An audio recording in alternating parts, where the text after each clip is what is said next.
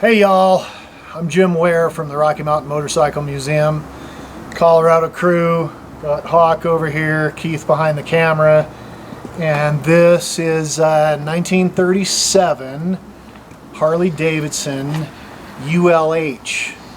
Now, this is the second year for Harley to build an 80-inch flathead machine, and the first year for this engine design.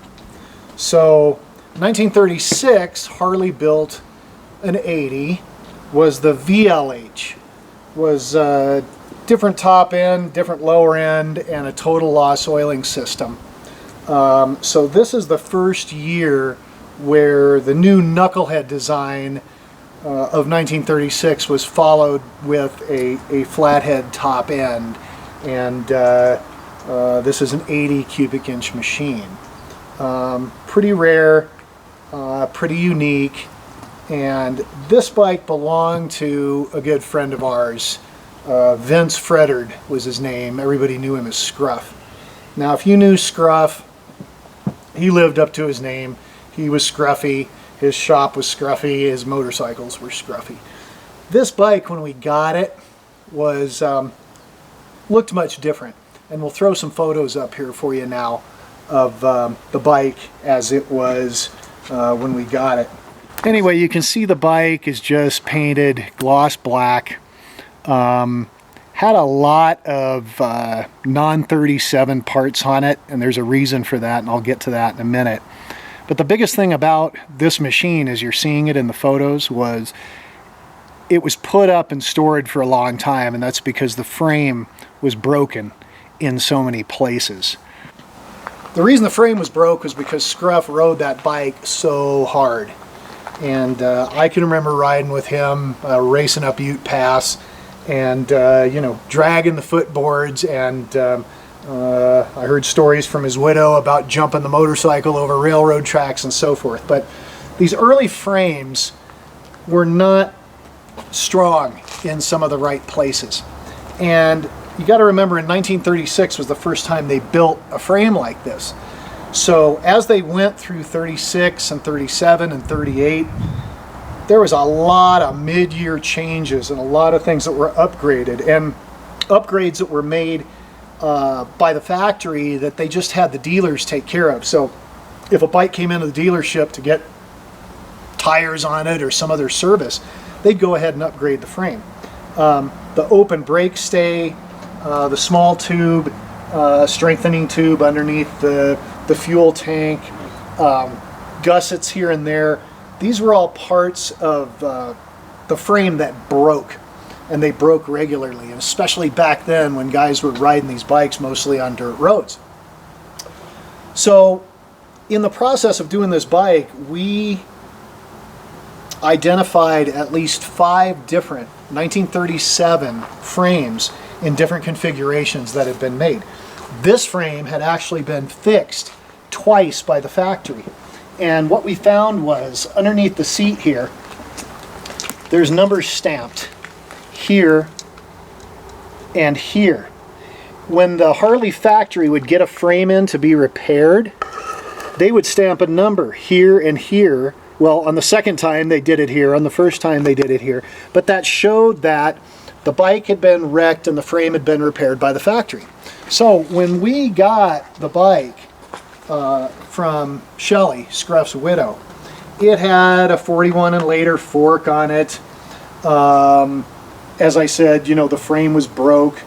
There was a number of later model parts on it. The transmission was later, the oil tank was later than 37, and this was because as the bike had gone on through the years and repairs had been made, it had been upgraded, just like you do to your modern motorcycles now.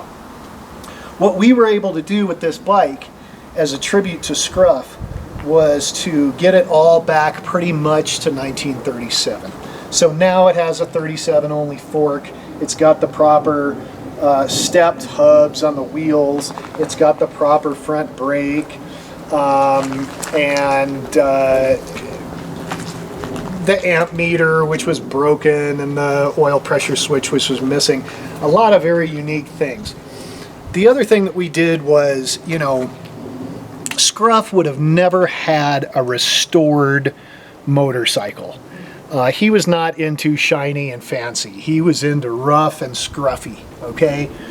So we wanted to keep true to that. Also, you know, we didn't really do much to the motor or a lot of the parts that were on here, so we had to make an effort to try to match patina and looks to the existing parts rather than making a restored 37. And let's face it, there's lots of really nice, desirable restored 37s out there, but you don't see many that are in an unrestored kind of condition. So while this is not an original paint sheet metal motorcycle, there's a lot of original paint parts on it.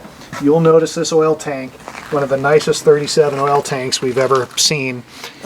This toolbox, and a lot of the pieces on here are original 37 pieces, and so we had to try to match the patina, if you will.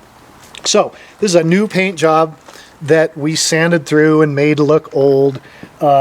Same thing with the striping, which was done by Steve Havens. Our painter Evan and I worked on the paint, and where we had to use newer parts, we tried to match up the patina. Michael Paquette made us these saddlebags. These are from Worsham Castle. These are 1937 only bags, and I told him I wanted them to look rough and worn out, and he did a really nice job. And his comment was, "Jim, those are the worst looking saddlebags I've ever made in my whole career." And I said, "Good, then they ought to be half price, right?" Well, that didn't work. Anyhow, a lot of cool parts. We added a few things to it, that stuff that Scruff would have done. We got the proper gauges back on it, which, like I said, were broken. It's got a 9-bolt horn now, which would be right for 37. We added these little lights to it because that's kind of what Scruff would have done. This original fender light, and we really tried our best. Again, in a tribute to our friend, that if somebody would have handed Scruff 20 grand and said, "Here, fix up the bike any way you want it," we feel like this is how he would have done it, and we think he'd be, you know, pretty proud of it now. And then the real final piece that we did, that we had our buddy Steve Havens do with the pinstriping, is to put Scruffy's name on it. So the bike will go in the museum, and it's ready to run and ride, but we'll put it in there as a tribute to Scruff. Got a lot of help from a lot of people. Our buddy Dennis D'Angelo provided a lot of the 37 parts for it. I mentioned the saddlebags and the paint, and our friend Cindy got us this toolbox at auction in Oklahoma, and there were some other people who weren't real happy that she got it out from under them, but we appreciated her doing that. Geez, trying to remember who else, and I apologize anybody else who chipped in on this bike. Michael Paquette also did the seat, but anyway, I'm going to let Keith walk around the thing one time and kind of show you both sides. And again, you know, kind of blindly thank anybody who threw down on this bike, and my apologies for not remembering everybody's name. I was not real well prepared for this. And then I guess we'll start her up and let you hear it. I know Scruffy's widow will be really happy with the bike. I think Scruff would be happy, and I think he'll be kind of smiling down on what we've done here with the bike. And let's give her a whirl here, see if we can get her to start.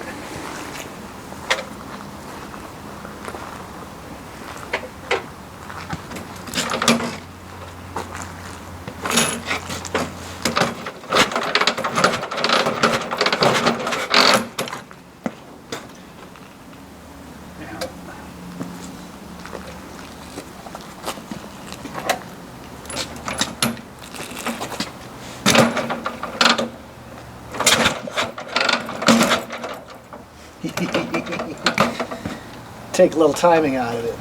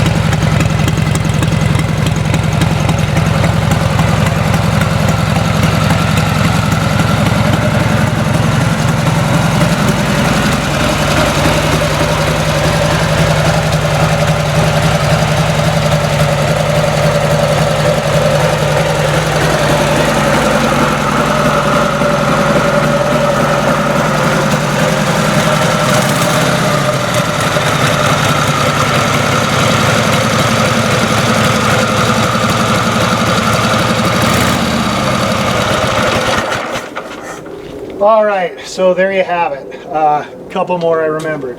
Dan Sorbza for hooking us up on this, fixing up this taillight for us to be a brake light and taillight. And also, one thing I forgot, this color is called bronze brown. It's 1937 only, and we were able to match this color through the generosity of Matt Olson up at Carl Cycle Supply, who has a new old stock 37 tank half in bronze brown. And we just want to clarify, you know, that we're not trying to pass this bike off as original paint bike or anything else. Anybody that knows paint can tell right off the bat that it's not OP, but we could not see putting a brand new shiny paint job on a machine like this. So anyway, Scruff, hope you like it, man. We sure had fun doing it. It was a long pull on this one, but she's finally ready to go. And we want to thank everybody out there for watching, and hope you have a great day. And if you come through Colorado Springs, stop by our museum. It's free to get in. It's upstairs at the Harley dealer there on the north end of town, and we'd sure like to see you there.